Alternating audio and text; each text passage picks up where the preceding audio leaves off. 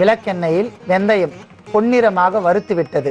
அடுத்ததாக நாம் சோற்று கற்றாழையினுடைய உட்பகுதி சதையை ஒரு தேக்கரண்டி அளவிற்கு சேர்க்க வேண்டும்.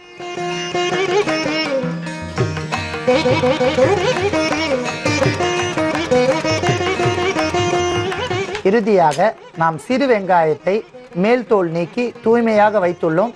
அவற்றிலிருந்து சிறு சிறு வெங்காயத்தை எடுத்து எண்ணிக்கையில் 3 அல்லது 4 விளக்கெண்ணெயில் இட வேண்டும்.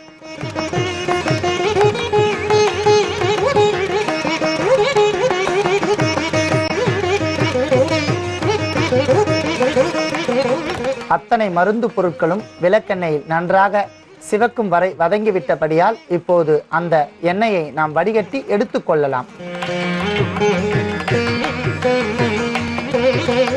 மிகுந்த நறுமணத்துடன் இருக்கக்கூடிய அற்புதமான இந்த தைலம் தயாராகிவிட்டது.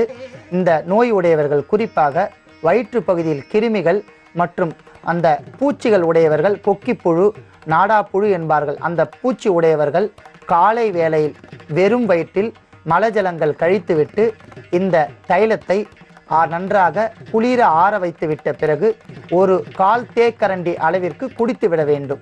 1/4 தேக்கரண்டி எடுத்து குடித்துவிட்டு சுமார் அரை மணி நேரம் எந்த ஒரு உணவும் உட்கொள்ளக்கூடாது. பிறகு சாதாரணமாக நாம் எடுத்துக்கொள்ளும் உணவை எடுத்துக்கொள்ளலாம். மறுநாள் காலை அவர்கள் வயிற்று பகுதியில் இருக்கக்கூடிய அந்த பூச்சிகள் மலத்தின் வழியாக வெளியேறிவிடும். 3 நாட்கள் மட்டும் பயன்படுத்தினால் போதுமானது. ஒரு சிலருக்கு சுகபேதி ஏற்பட்டால் 2 நாட்கள் மட்டும் பயன்படுத்தலாம். அதனால் எந்த ஒரு பாதகமும் அல்ல. இதற்கு பத்திய கட்டுப்பாடுகள் எதுவும் அல்ல. கண்டிப்பாக அவர்கள் வயிற்று பகுதியில் உள்ள புழுக்கள், கிருமிகள் மலத்தின் வழியாக வெளியேறி பூரண ஆரோக்கியமான ஒரு உடம்பு அவர்களுக்கு ஏற்பட்டுவிடும். பிறகு அவர்கள் எந்த உணவு உண்டாலும் அந்த சத்துக்கள் முழுமையாக மனித உடலில் வியாபித்து அவர்கள் ஆரோக்கியமாக இருப்பார்கள்.